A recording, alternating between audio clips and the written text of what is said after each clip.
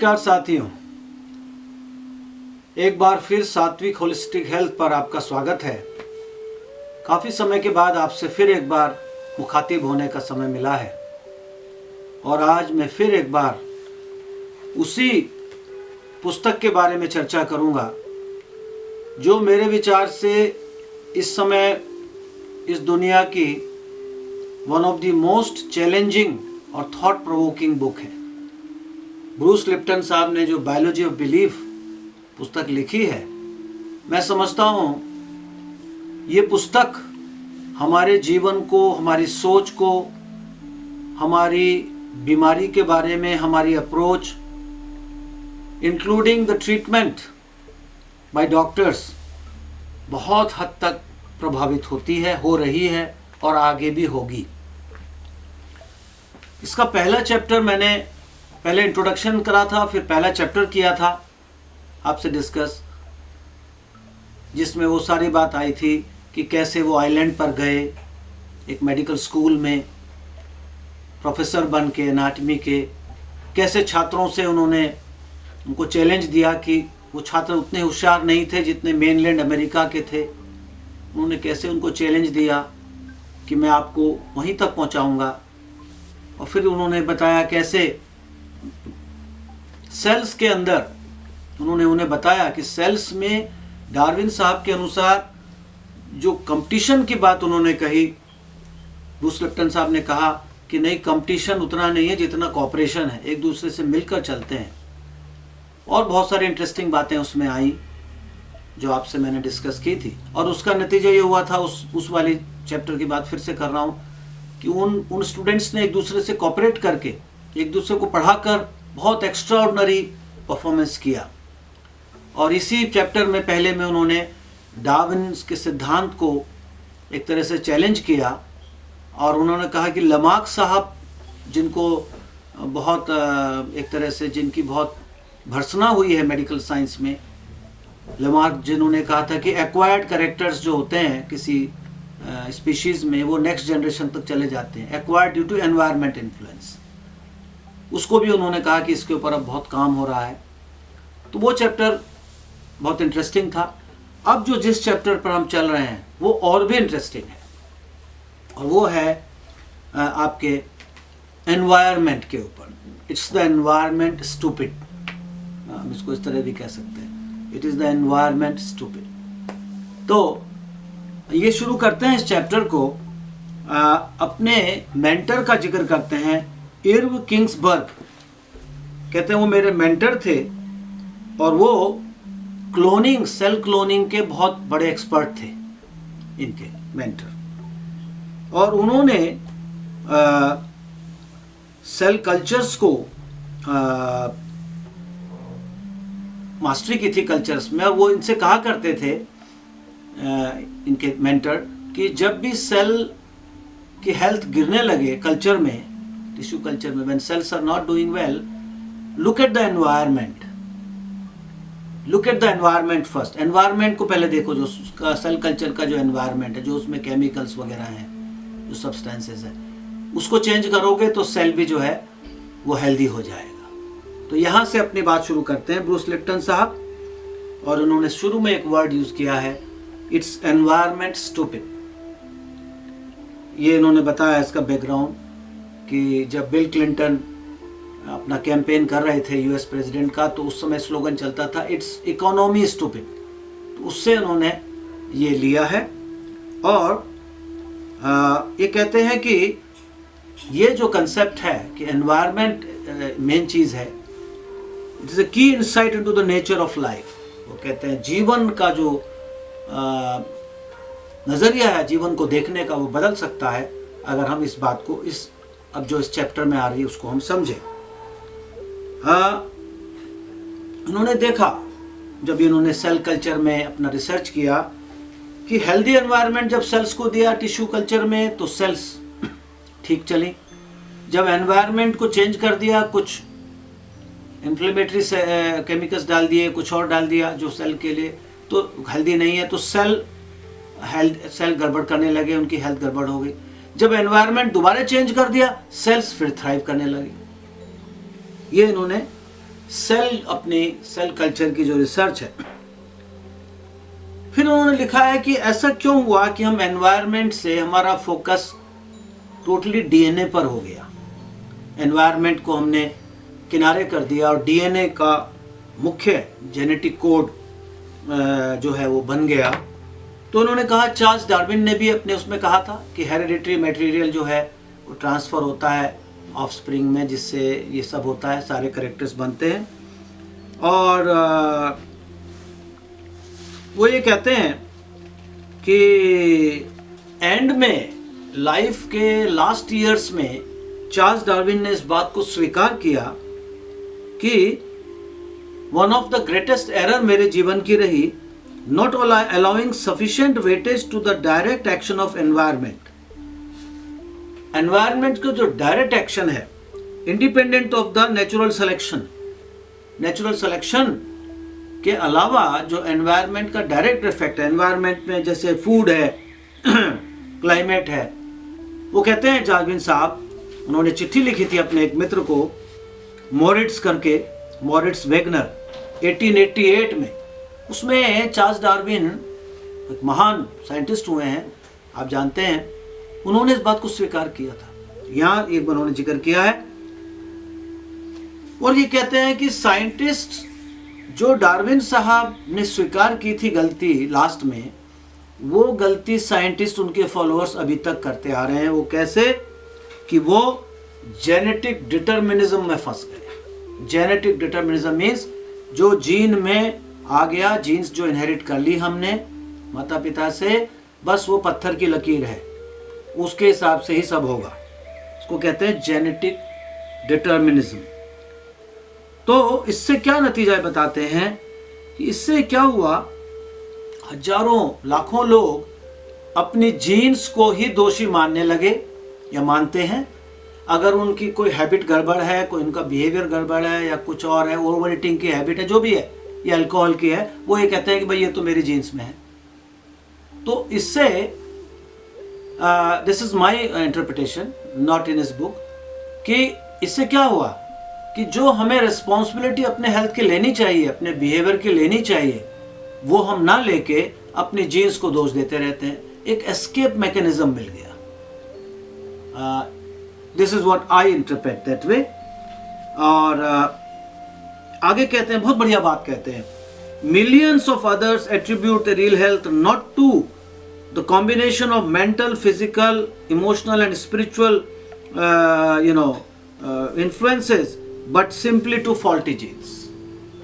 यानी कि मिलियंस लोग, करोड़ों लोग अपने स्वास्थ्य के लिए physical dimension, mental dimension, emotional dimension, spiritual dimension, इनके कॉम्बिनेशन को दोषी मानने के बजाय अपने जीन्स को मानने लगे। यानी इन पर जो उन्हें कार्य करना चाहिए था वो नहीं करा। यहाँ मैं अपना एक कमेंट दूंगा। वर्ल्ड हेल्थ ऑर्गेनाइजेशन ने 1998 में 101st एग्जीक्यूटिव काउंसिल ने हेल्थ की जो डेफिनेशन चेंज करी, नई डेफिनेशन सजेस्ट करी डायरेक्टर जनरल को, that was health is a dynamic state of complete physical, mental, spiritual and social wellbeing. WHO, one of the biggest brains of the world, और वही बात ये कह रहे हैं। तो उसको ना मान के जीन्स को सब मानने लगे। आगे कहते हैं, बड़ा इंटरेस्टिंग एग्जाम्पल देते हैं, if your kids are unruly, आपके बच्चे थोड़ा अनरूली हैं, मतलब थोड़ा शैतान ज़्यादा हैं, ज़्यादा ओवर एक्टिव हैं, तो उसको क्या करते हैं, मेडिकेट, उसको मेडिकेट करने की कोशिश करते हैं जिससे केमिकल इम्बैलेंस दूर हो जाए, बजाय instead off fully understanding what's going in their body, mind and spirit. उनकी बॉडी, माइंड, स्पिरिट में क्या हो रहा है, उनके घर में क्या हो रहा है, उनके मन में क्या चल रहा है, बजाय उसको एड्रेस करने के उन्हें ड्रग्स देते हैं। और यहाँ मेरा कमेंट है, ये जो ड्रग्स वगैरह देते हैं, माइंड ऑल्टरिंग ड्रग्स, ये एक बड़ा मेरे हिसाब से एक बहुत चिंताजनक और बड़ा, मैं कहूँगा, ख़तरनाक ट्रेंड है कि छोटे बच्चों में इन चीज़ों के लिए, चाहे वो ADHD के नाम से, किसी नाम से, उन्हें ड्रग्स देना, जिससे कि उसके बारे में बहुत कुछ लिखा गया है, मैं कभी फिर इस बुकिनार में बताऊंगा। This is a very disturbing thing. Now, what does he say? Only a few diseases like Huntington's chorea and maybe others are single gene disorders. Single gene disorders तो बहुत कम है. ज़्यादातर में there are multiple genes which are interacting in a very complex way. और ये भी कहते हैं कि ज़्यादातर हम लोग हमें ऐसी जीन्स मिलती हैं नेचर से जिससे हम हैप्पी और हेल्दी लाइफ जी सकते हैं. तो जीन्स को दोष देना ज़्यादातर केस में ये कहते हैं इट इज़ नॉट करेक्ट. और फिर ये कहते हैं ज़्यादातर बीमारियां, आजकल कौन सी बीमारियां हैं जो भी एपिडेमिक चल रहा है इसको छोड़ दीजिए, मगर उसके अलावा या उसके बावजूद भी सबसे बड़ी किलर डिजीज़ कौन सी हैं? कोरोनरी हार्ट डिजीज़, डायबिटीज़, उसके कॉम्प्लिकेशंस और कैंसर्स आज भी हैं. तो ये कहते हैं ये जो बीमारियां हैं they are interaction among multiple genes, they are due to, इसमें कोई सिंगल जीन नहीं है इन किसी भी बीमारी जो मेन कॉजेज हैं डेथ के. आज भी ये कॉम्प्लेक्स इंटरैक्शन है under the influence of environment. Environment के इन्फ्लुएंस में मल्टीपल जीन्स का. आगे बोलते हैं, अब ये कहते हैं कि media trumpeting a gene for everything from depression to schizophrenia. Media अब ये जीन मिल गई, डिप्रेशन की जीन मिल गई, स्किज़ोफ्रेनिया की मिल गई, ड्रग एडिक्शन की मिल गई, इसकी मिल गई. वो कहते हैं ये सही नहीं है क्योंकि बहुत rarely we found one gene for a disease. एक जीन रेयरली मिलती है. कोरिलेशन एंड कॉजेशन में हम कंफ्यूज कर जाते हैं. कोई चीज़ अगर एक दूसरे से जुड़ी हुई है तो वो एक दूसरे का कॉज नहीं हो सकती. बड़ा अच्छा एग्जाम्पल इन्होंने दिया है, चाबी और कार. चाबी और कार एक साथ मिलते हैं, एक साथ कोरिलेटेड है. अब हम ये कहें कि चाबी ड्राइव्स द कार, यानी कि key is driving the car, that is wrong. दो key is needed for the driving of car, but it is the person who turns on the key, that is important, not just the key. तो key भी चाहिए but the person who turns on, that is even more important. Same thing is true about genes and environment, we'll see later. So what activates the gene? Question ये पैदा होता है. H.F. Nijot एक बहुत बड़े scientist हैं, इनका paper इन्होंने कोट किया है. वो कहते हैं कि when a gene product is needed, a signal from the environment, not emergent property of gene itself, activates the expression of gene. यानी जब किसी प्रोटीन की ज़रूरत है, किसी प्रोडक्ट की ज़रूरत है, तो वो जीन खुद ब खुद स्टार्ट नहीं हो जाता, जैसे कार खुद ब खुद स्टार्ट नहीं हो जाती. There is a signal from the environment. Environment से कोई सिग्नल आता है, ना कि जीन में से खुद कोई चीज़ पैदा हो जाती है जो उसको एक्टिवेट करती है. फिर कहते हैं इट इज़ एनवायरनमेंट स्टूपिड. वो फिर से कोट करते हैं. अब आगे बताते हैं कि प्रोटीन जो है वो हमारे जीवन का, हमारे सेल का, हमारे जीवन का सबसे महत्वपूर्ण पहलू है प्रोटीन से. और करीब 100,000 यानी 1,00,000 टाइप के प्रोटीन्स हमारे शरीर में काम करते हैं. प्रोटीन के स्ट्रक्चर को उन्होंने समझाने की कोशिश की है कि प्रोटीन जो है उसका जो बैकबोन है वो एमिनो एसिड्स की एक माला है. जैसे कि ये माला आपको मैं दिखा रहा हूँ, ये मानिए इसके हर मोती एक एमिनो एसिड है. ये एमिनो एसिड्स की माला है. और ये माला से भी ज़्यादा अच्छा एग्जाम्पल उन्होंने दिया है कि जैसे स्नेक का जो बैकबोन होता है सांप का, वो उससे ज़्यादा अच्छा एग्जाम्पल समझ में आता है. इस माला में जो ये अलग अलग एमिनो एसिड है ये पेप्टाइड बॉन्ड से आपस में बंधे हुए हैं. और जैसे जैसे हर एक बीट का यानी एमिनो एसिड का कोई चार्ज चेंज होता है, पॉजिटिव और नेगेटिव चार्जेस होते हैं इसमें. जैसे ही वो पॉजिटिव नेगेटिव चार्जेस चेंज होते हैं, चाहे वो किसी केमिकल से हो, किसी सिग्नल से हो, तो वो जो एमिनो एसिड की माला है वो इस तरह से चेंज हो जाती है. अगर ये चार्ज चेंज हुआ ऐसे हो जाएगी, कभी और कुछ चेंज हुआ तो और भी ऐसे बन जाएगी. और जब वो हट गए, वो जो उसको स्टिमुलेट कर रहे थे, जो चार्ज बदल रहे थे, तो वापस आ गए. तो इस तरह से उन्होंने समझाने की कोशिश करी है कि जो प्रोटीन्स हैं वो इस तरह से और जो फाइनल शेप बनती है उस चार्जेस के एडजस्ट करने के बाद, सपोज करिए कि चार्जेस बदले और ये ऐसे जाके सेटल हो गई, now this is known as conformation. ये जो शेप बनी या ऐसे बनी, this is conformation. Conformation the balance state among amino acid charges, balanced हो गए। अब ये जो जैसे जैसे चार्जेस बदलते हैं प्रोटीन के, कैसे बदल सकते हैं? कोई चार्ज्ड आयंस आ गए कोई एंजाइम्स आ गए, हार्मोन्स आ गए, या इलेक्ट्रोमैग्नेटिक फील्ड्स आ गए अलग अलग तरह से, उसके हिसाब से ये जो है इनका चेंज होता रहता है। और चेंज होने से जो एनर्जी जनरेट होती है इसके बदलने से, कभी ऐसे, उससे जो है रेस्पिरेशन, डाइजेशन वगैरह फंक्शन शुरू होते हैं, जो मूवमेंट जनरेट होता है।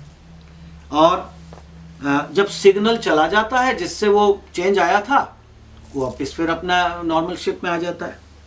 एक और इंटरेस्टिंग बात कहते हैं कि जो प्रोटीन्स हैं ये 3 डायमेंशनल स्ट्रक्चर्स हैं, इनमें गजब इंजीनियरिंग चलती रहती है इन प्रोटीन्स में। कैसे?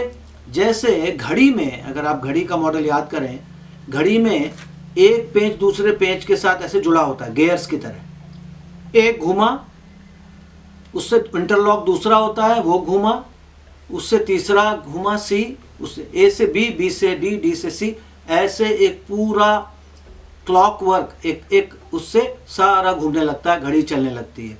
कुछ कुछ ऐसा ये बताते हैं कि जो अलग अलग फंक्शंस हैं, जैसे रेस्पिरेशन है, डाइजेशन है, इसमें अलग अलग प्रोटीन्स का एक आपस में जमावड़ा रहता है, वो एक साथ एग्जिस्ट करते हैं और एक साथ काम करते हैं, जिनको हम कहते हैं pathways, respiratory pathway, digestive pathway. तो जो है ये जो शेप में शिफ्टिंग हो रहा है और इससे जो एक दूसरे में गियर की तरह फंसे हुए एक ग्रुप ऑफ प्रोटीन्स चलते हैं, हिलते हैं, that is what propels the life. और ये कहते हैं ये शेप शिफ्टिंग जो मूवमेंट है 1 सेकेंड में थाउजेंड्स टाइम्स होता है, थाउजेंड्स, हजारों बार होता है। देखिए कैसा कमाल है नेचर में, सेल में। अच्छा, अब कहते ये हैं फिर ये आगे कि डीएनए तो कहीं आया ही नहीं इसमें, इस सारे डिस्क्रिप्शन में, जबकि डीएनए तो सुपरस्टार है लाइफ का, डीएनए को ही सब कुछ मानते हैं। फिर ये कहते हैं डीएनए का, फिर से कहते हैं ये डीएनए सुपरस्टार बना कैसे? तो एक तो डार्विन साहब की रिसर्च से बना, फिर न्यूक्लियस को जब इन्होंने खोजा, न्यूक्लियस में डीएनए मिला, प्रोटीन मिला, फिर वॉटसन एंड क्रिक ने डबल हेलिक्स स्ट्रक्चर बना दिया। फिर उन्होंने बताया कि भाई डीएनए में ऐसे कमाल का है कि 0 अपोजिट सेट्स होते हैं, ऐसे खुल जाता है, ऐसे होता है, जब खुल जाता है तो उसमें उसकी कॉपी बन जाती है आरएनए के थ्रू। तो डीएनए जो है वो सेल्फ रेप्लिकेटिंग है, यानी खुद से अपने को रेप्लिकेट कर देता है, डिवाइड कर देता है। तो इसलिए सेंट्रल डॉगमा बना डीएनए रूल्स। डीएनए रूल्स का सेंट्रल डॉगमा इस तरह बना।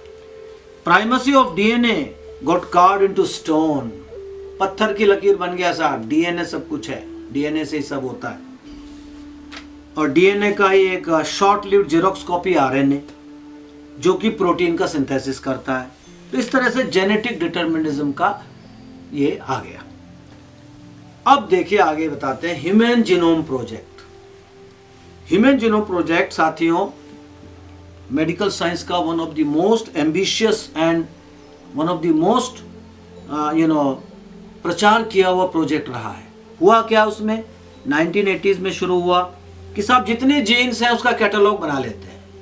तो उन्होंने उम्मीद करी 1 लाख प्रोटीन्स हैं, 100,000, तो इतने तो जीन्स हो गई, क्योंकि 1 जीन 1 प्रोटीन का वो थ्योरी थी, और 20,000 रेगुलेटिंग जीन्स हैं, तो लगभग 1,20,000 जीन्स मिलनी चाहिए 21 पेयर्स ऑफ क्रोमोसोम्स पे। ये बात मान के चल रहे थे। अब ये लिखते हैं Bruce Lipton, a cosmic joke was unfolding, a cosmic joke was unfolding, geneticists were shocked. क्या शॉक मिला साथियों? केवल 25,000 जीन्स मिली, 1,20,000 मिलनी थी, केवल 25,000 मिली, यानी कि 80% डीएनए जो हमें एक्सपेक्टेड था वो था ही नहीं। तो सारी थ्योरी जीन की, 1 जीन 1 प्रोटीन थ्योरी सब खटाई में पड़ गई। फिर क्या हुआ? कि भाई फिर ये भी बात आ गई कि जेनेटिक इंजीनियरिंग से ये जो बात हो रही थी कि साहब जीन्स पता चल जाएंगी, इस बीमारी की ये जीन, इसकी ये जीन, इस प्रोटीन की ये, उनमें टिंकरिंग कर देंगे और वो ठीक हो जाएगा सब। वो भी सब खटाई में पड़ गया, क्योंकि इतनी जीन्स थी ही नहीं जो ह्यूमन कॉम्प्लेक्सिटीज को एक्सप्लेन कर सके। डेविड बॉल्टीमोर, जो one of the most prominent geneticist हैं और जिन्होंने नोबेल प्राइज जीता है, उन्होंने इस बात को एक्सप्रेस किया।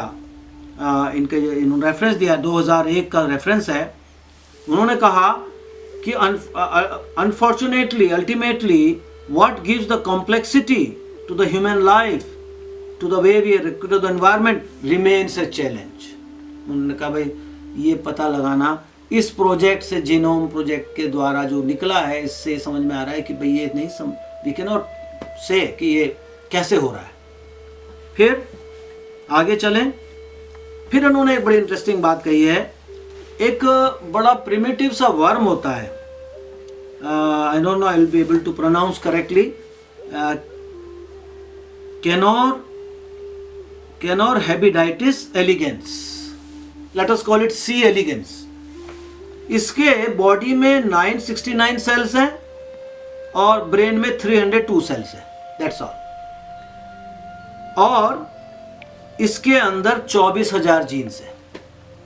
अब आप देखिए, ह्यूमन बॉडी में है 50 ट्रिलियन सेल्स और वहां है 25,000, कुल मतलब 500 के करीब ज़्यादा जीन्स है बस। So how do you explain the genes is controlling the body. अच्छा, अब एक सवाल बड़ा प्राइमरी उठाते हैं हमारे ब्रूस लिप्टन साहब। कहते हैं क्या न्यूक्लियस सेल का ब्रेन है जैसा हम मानते रहे हैं? क्योंकि हम न्यूक्लियस को, क्योंकि उसमें डीएनए है क्रोमोसोम्स के अंदर के रूप में, तो कहते भाई ब्रेन तो यही है। तो इन्होंने कहा कि एक्सपेरिमेंट इन्होंने कोट किया है, माइक्रोपिपेट से जब सेल के अंदर जाके न्यूक्लियस निकाल लिया जाता है तो यून्यूक्लिएटेड सेल बोलते हैं उसको। वो न्यूक्लिएटेड सेल कायदे में ब्रेन डेड की तरह होना चाहिए, ब्रेन तो निकल गया, मगर वो सेल कभी करीब 2-2 महीने तक जिंदा रहता है और उसके अंदर सारे फंक्शंस चलते हैं, फूड मेटाबोलाइज होता है, रेस्पिरेशन होता है, डाइजेशन होता है और कम्युनिकेशन विद अदर सेल्स भी होता है और कम्युनिकेशन विद एनवायरनमेंट भी होता है। केवल जो चीज़ नहीं होती वो ये है कि जो प्रोटीन जो उसके रिपेयर होने चाहिए या रिप्रोड्यूस होने चाहिए, जो रिप्रोडक्शन का पार्ट है वो नहीं होता। तो ब्रूस लिप्टन कहते हैं इससे सिद्ध होता है कि जो डीएनए, जो न्यूक्लियस है वो सेल का गोनेड है, यानी रिप्रोडक्टिव ऑर्गन है, ना कि ब्रेन। ये इतनी बड़ी बात कहते हैं। क्यों? अगर वो ब्रेन होता तो ब्रेन डेड की तरह वो कुछ नहीं कर पाता, बट वो तो सब कुछ कर रहा है। और ये कहते हैं ये चीज़ 100 साल से पता थी इन्यूक्लिएटेड सेल्स के बारे में, मगर इसको डीएनए के डिटर्मिनिज्म के चक्कर में उसको इग्नोर करते हैं। अब आगे चलते हैं।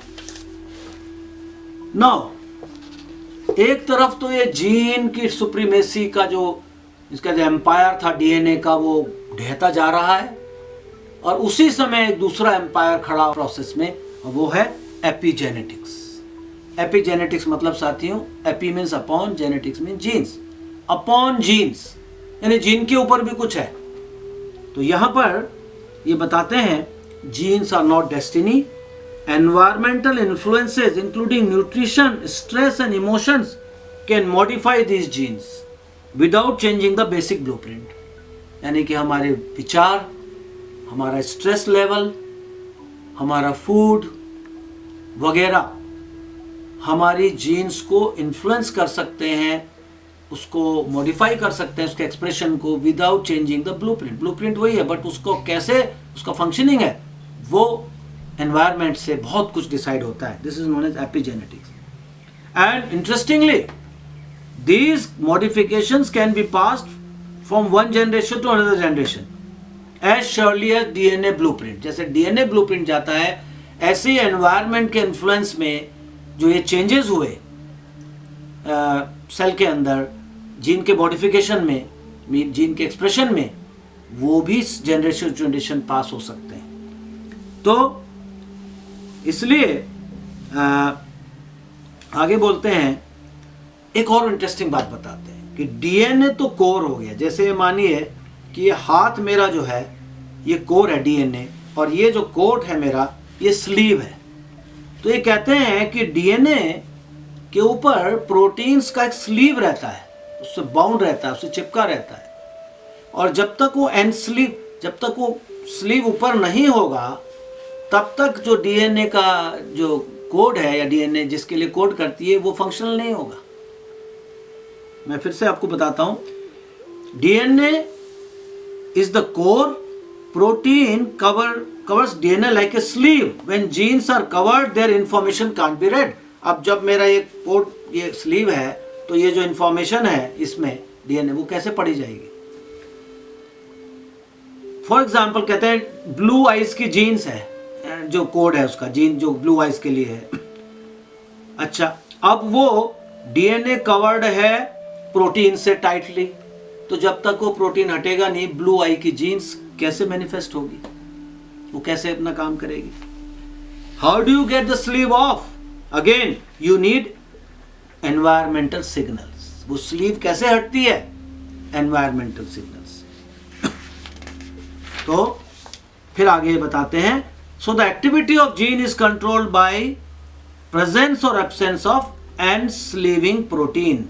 एंड स्लीविंग मीन्स उसको हटाने वाली जो प्रोटीन है, जब वो हट जाएगी, सिग्नल जब मिलेगा तब वो जीन एक्टिवेट होगा। यानी कि अब जो डीएनए का डॉगमा है वो इस तरह बताया है इन्होंने कि अब चेंज हो गया है। एनवायरमेंटल सिग्नल से रेगुलेटिंग प्रोटीन्स, रेगुलेटिंग प्रोटीन से इन्फ्लुएंस होगा डीएनए, डीएनए से बनेगा आरएनए, आरएनए से बनेगा protein. So primacy of DNA is now outmoded. इतनी बड़ी बात कह रहे हैं Bruce Lipton. Primacy of DNA is outmoded, primacy of environment is in. Primacy of environment, environment फिर बताता हूं, environment means our thoughts, our food जो हम खा रहे हैं, जो हमारे आसपास का क्लाइमेट है, जो टेम्परेचर है, वगैरह वगैरह। तो इसका मतलब two mechanisms are there by which the genetic hereditary information दो तरह से पास होती है। ना केवल एक तो डीएनए से हो गया, उसको हम नेचर कह सकते हैं, और एक जो एपिजेनेटिक मैकेनिज्म है जिसको हम नर्चर कह सकते हैं। नर्चर मीन्स, नर्चर का मतलब लालन पालन है, एनवायरमेंट कह लीजिए। Studies of protein synthesis revealed that epigenetic dials can create 2000 or more variations of protein for the same gene blueprint. एक ही जीन ब्लूप्रिंट से एनवायरमेंट को बदल बदल के प्रोटीन के थ्रू, प्रोटीन डायल के through 2000 different type of protein बन सकते हैं। अब आप देखिए कितना जबरदस्त इन्फ्लुएंस है एनवायरमेंट का। Parental life expression express the shape of their children genetic character. एक बहुत बड़ा स्टेटमेंट दे रहे हैं ये इसी चैप्टर में कि parental life experiences shape their childrens genetic character. इसी किताब में आगे मैं जब करूंगा रिव्यू पेरेंटिंग पर, तब ये बात फिर से आएगी। एक बहुत बड़ी स्टडी हुई ड्यूक यूनिवर्सिटी की, जो पब्लिश हुई अगस्त 1 को 2003 में, मॉलिक्यूलर एंड सेलुलर बायोलॉजी नाम के जर्नल। और इस स्टडी ने पूरी दुनिया में एक तरह से तहलका मचा दिया। वो कैसे? इन्होंने प्रूव किया effect of dietary supplement on pregnant mice with abnormal agouti gene. Agouti gene जिसमें होती है उसको एगोटी माइस कहते हैं। उनका येलो कोट्स होता है, बहुत मोटे होते हैं वो माइस, और उनको बहुत जल्दी कार्डियोवैस्कुलर डिजीज यानी कि हार्ट डिजीज, ये जो हृदय रोग, ब्लड प्रेशर वगैरह, स्ट्रोक तो सेरेब्रोवास्कुलर हो गया, उसी का एक आगे का होता है डायबिटीज़, कैंसर, ये उसको उस एगोटी माइस को ज़्यादा होता है क्योंकि वो बहुत ओबीज होता है और उसका येलो कोट होता है। तो इन्होंने क्या किया इस स्टडी में, one group of yellow obese agouti mothers, agouti mice जो प्रेग्नेंट थी, एक उनको ले लिया माइस को, काफ़ी सारे माइस को। आधे लोगों को उन्होंने सप्लीमेंट दिया फोलिक एसिड, विटामिन B12 वगैरह, जिनको कहते हैं मिथाइल रिच सप्लीमेंट्स। मिथाइल एक केमिकल का स्ट्रक्चर का पार्ट है। मिथाइल रिच सप्लीमेंट दिए जैसे folic acid, vitamin B12, methyl chemical group. क्यों दिया? क्योंकि इन्होंने पाया था कि मिथाइल केमिकल ग्रुप जो है वो डीएनए से चिपक जाता है, अटैच हो जाता है और बाइंडिंग करेक्टर चेंज कर देता है रेगुलेटरी प्रोटीन का। तो ये इन्होंने हाइपोथेसिस थी, हुआ भी ऐसे ही। क्या हुआ, जिन मदर्स में, जिन एगोटी मदर्स को मिथाइल रिच वो दिया गया था सप्लीमेंट्स, उनके जो बच्चे हुए वो बिल्कुल पतले ब्राउन कलर के माइस हुए, जिनमें कोई ओबेसिटी नहीं थी और ये सब रिस्क नहीं था। मगर जिन मदर्स को मिथाइल रिच सप्लीमेंट नहीं मिला था, उनके पप्स, उनके बच्चे मोटे, येलो कलर का coat, and they were at high risk of this diseases. तो इसका जो छपा, ये डाइट ट्रम्प्स जीन्स, ये हेडलाइंस छपा, डाइट ट्रम्प्स जीन्स, यानी कि आहार जीन्स के ऊपर भारी, अगर हम हिंदी में कहें तो आहार भोजन जीन्स के ऊपर भारी। तो दूसरी स्टडीज ने भी प्रूव किया है कि एपिजेनेटिक मैकेनिज्म एक फैक्टर है, बहुत बड़ा फैक्टर है इन variety of diseases like cancer, cardiovascular disease, diabetes वगैरह। और इसी तरह से केवल 5% कैंसर और कार्डियोवैस्कुलर डिजीज किसी जीन्स के या जीन्स से डायरेक्ट संबंध है।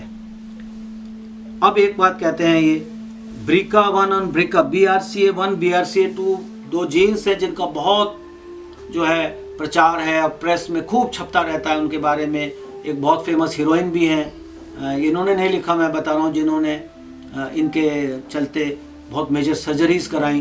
तो ये कहते हैं कि प्रेस ने ये तो हाईलाइट कर दिया कि कैंसर जीन्स मिल गई, बट ये नहीं हाईलाइट किया कि 95% of CA breast are not due to inherited genes, यानी कि सेलेक्टिव वो किया। 95% ब्रेस्ट कैंसर में तो जीन्स का कोई रोल है ही नहीं इनके अनुसार।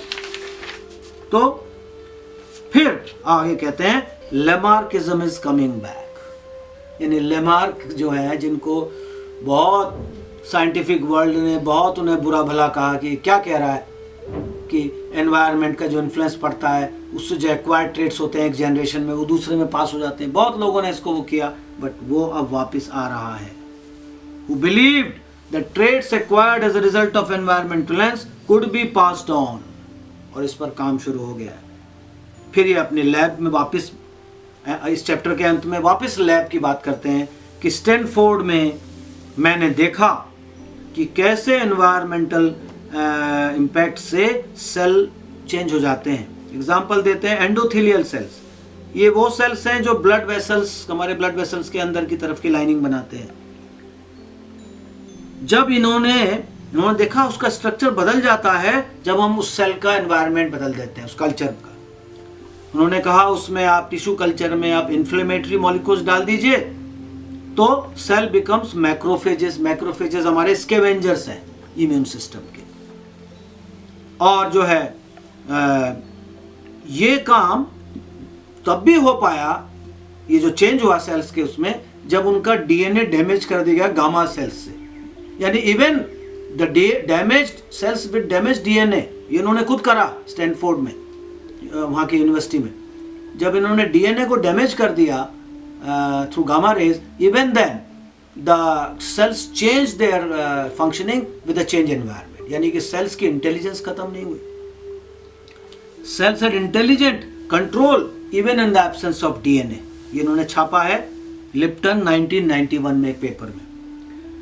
अब ये लास्ट में कहते हैं इस चैप्टर के 20 साल बाद मेरे मेंटर ने इर्व किंग्सबर्ग ने जो कहा था वो मुझे फिर से देखने को मिला। I got it, cells are shaped by where they live, it's environment stupid. फिर से वही चीज रिपीट करते हैं। तो ये चैप्टर यहाँ समाप्त होता है। मैं अब यहाँ पर ये बताना चाहूँगा अपनी तरफ से, इस चैप्टर को पढ़ के, इसको सुन के मुझे क्लियरली समझ में आ रहा है कि क्यों डीन ऑर्निश ने किताब लिख डाली लव एंड सर्वाइवल, जिसका मैंने बुकिनार किया हुआ है, जिसमें ये कहते हैं कि intimacy, love and intimacy are the biggest influence on the body and mind and disease causing में, हेल्थ में सबसे बड़ा रोल ये मानते हैं इंटीमेसी का। तो वो हम इस चैप्टर के लाइट में देखें तो समझ में आएगा। इसी तरह से जो ये 2 किताबें हैं हर्बर्ट बेंसन साहब की, रिलैक्सेशन रिस्पॉन्स और बियॉन्ड रिलैक्सेशन रिस्पॉन्स, जिसका दोनों का मैंने बुकिनार किया हुआ है अपने इस चैनल पर सात्विक होलिस्टिक हेल्थ पर।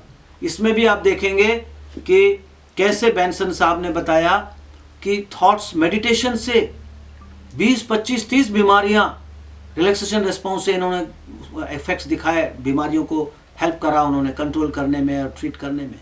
और बियॉन्ड रिलैक्सेशन में फेथ फैक्टर जोड़ा, यानी कि स्पिरिचुअल बिलीफ जाएगा और अच्छे से।